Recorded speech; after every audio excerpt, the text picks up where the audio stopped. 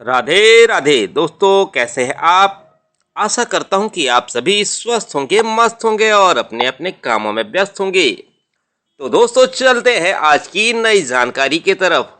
अयोध्या राम मंदिर त्रेता युग थीम से सज रही है अयोध्या नगरी। जाने किस तरह का था त्रेता युग। अयोध्या में राम मंदिर की तैयारियां जोरों शोरों से चल रही हैं। अयोध्या के राम मंदिर की प्राण प्रतिष्ठा 22 जनवरी 2024 को होने जा रही है। रामलला की इस प्राण प्रतिष्ठा में प्रधानमंत्री नरेंद्र मोदी भी शामिल होंगे। आपको बता दें कि अयोध्या में 2.3 एकड़ में राम मंदिर बन रहा है। इसकी ऊंचाई लगभग 162 फीट की होगी। इस पूरे मंदिर के परिसर में भगवान राम के साथ ही और भी 6 मंदिर बनाए जा रहे हैं। मंदिर के मुख्य द्वार को सिंह द्वार के नाम से जाना जाएगा। वहीं पूरे अयोध्या को त्रेता युग थीम से सजाया जा रहा है। सड़कों के किनारे पर लग रहे हैं सूर्य स्तंभ। भगवान राम के सूर्यवंशी होने के प्रतीक को दर्शाते हैं। जिला प्रशासन के मुताबिक धर्मपथ के सड़कों के किनारों पर दीवार बन रही है, जिस पर रामायण काल के प्रसंगों को दर्शाया जाएगा। दीवारें टेराकोटा फाइन क्ले म्यूरल कलाकृतियों से सजी होंगी, जो त्रेता युग की याद दिलाएंगी। वहीं अयोध्या में रंग रोगन, साफ सफाई और कलाकृति का काम हर तरफ नजर आता है। वहीं दूसरी तरफ नया घाट से शहादतगंज तक जाने वाली सड़क को रामपथ नाम दिया गया है, क्योंकि अयोध्या को त्रेता युग की थीम से सजाया जा रहा है। तो आइए जानते हैं कि क्या था त्रेता युग। श्री राम का त्रेता युग से क्या संबंध था। त्रेता युग में धर्म 3 स्तंभों पर खड़ा था। कहते हैं कि त्रेता युग में लोग कर्म करके फल प्राप्त करते थे। इस युग में लोग धर्म का पालन भी करते थे। त्रेता युग हिंदू मान्यताओं के अनुसार 4 युगों में से एक युग है। त्रेता युग मानव काल के द्वितीय युग को कहते हैं। जब सतयुग समाप्त हो गया, तब त्रेता युग का आरंभ हुआ और यह युग सनातन धर्म का दूसरा युग था। पुराणों के अनुसार त्रेता युग लगभग 22,96,000 साल का था। त्रेता युग में मनुष्य की औसत आयु 10,000 वर्ष थी। आखिर श्री राम का त्रेता युग से क्या संबंध था। त्रेता युग में भगवान विष्णु ने वामन, परशुराम और अंतिम में श्री राम के रूप में जन्म लिया था। श्री राम का जन्म त्रेता युग में हुआ था। मर्यादा पुरुषोत्तम श्री राम भगवान विष्णु के अवतार थे।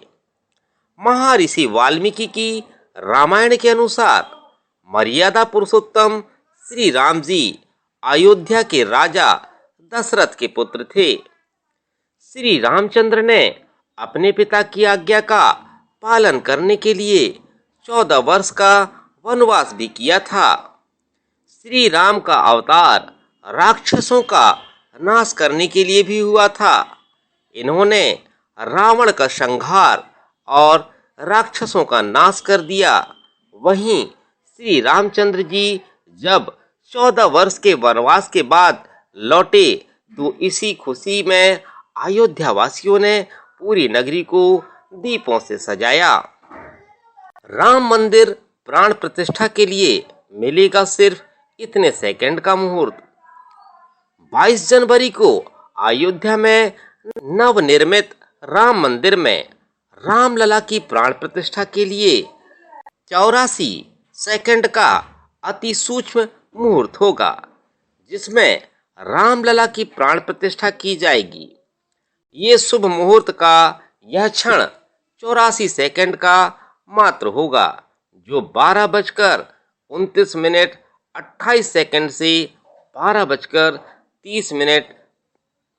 12:30 तक होगा।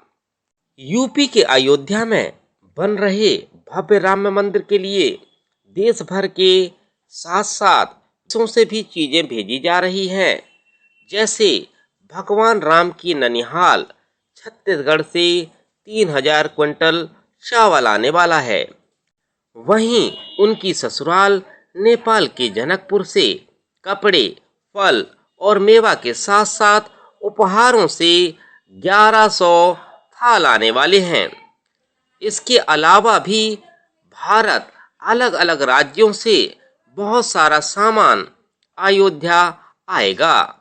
आइए आपको बताते हैं कि कहां से क्या आने वाला है। पहला, रामलला की प्राण प्रतिष्ठा 22 जनवरी को होगी। इसके बाद भगवान को विशेष भोग लगाया जाएगा, जिसमें ननिहाल के चावल और ससुराल का मेवा शामिल होगा। दूसरा, ननिहाल छत्तीसगढ़ से 3000 क्विंटल चावल अयोध्या आएगा। ये तब की सबसे बड़ी चावल की खेप होगी जो अयोध्या पहुंचेगी। इसे छत्तीसगढ़ के जिलों से एकत्रित किया गया है। तीसरा, भगवान राम की ससुराल नेपाल के जनकपुर से वस्त्र, फल और मेवा 5 जनवरी को अयोध्या पहुंचेंगे। इसके अलावा उपहारों से सजे 1100 थाल भी होंगे। चौथा, नेपाल से आभूषण, बर्तन, कपड़े और मिठाइयों के अलावा भार भी आएगा, जिसमें 51 प्रकार की मिठाइयाँ, दही, मक्खन और चांदी के बर्तन शामिल होंगे। पांचवा, उत्तर प्रदेश के एटा जिले से रामलला के दरबार में अष्टधातु का 21 किलो का घंटा पहुंचेगा। दावा किया जा रहा है कि यह देश का सबसे बड़ा घंटा होगा, जिसकी लागत 25 लाख रुपए है। इसे बनाने में 400 कर्मचारी जुटे हुए हैं। छठवां, यूपी के एटा से अयोध्या पहुंच रहे घंटे की चौड़ाई 15 फुट और अंदर की चौड़ाई 5 फुट है। इसका वजन 2100 किलो है। इसे बनाने में 1 साल का समय लगा है। सातवां, प्राण प्रतिष्ठा के लिए गुजरात के वडोदरा से 108 फीट लंबी अगरबत्ती अयोध्या भेजी जा रही है, जो बनकर तैयार है। इसे पंचगव्य और हवन सामग्री के साथ गाय के गोबर से बनाया गया है। इसका वजन 3500 किलो है। वडोदरा से अयोध्या पहुंच रही इस अगरबत्ती की लागत 5 लाख रुपए से ऊपर है।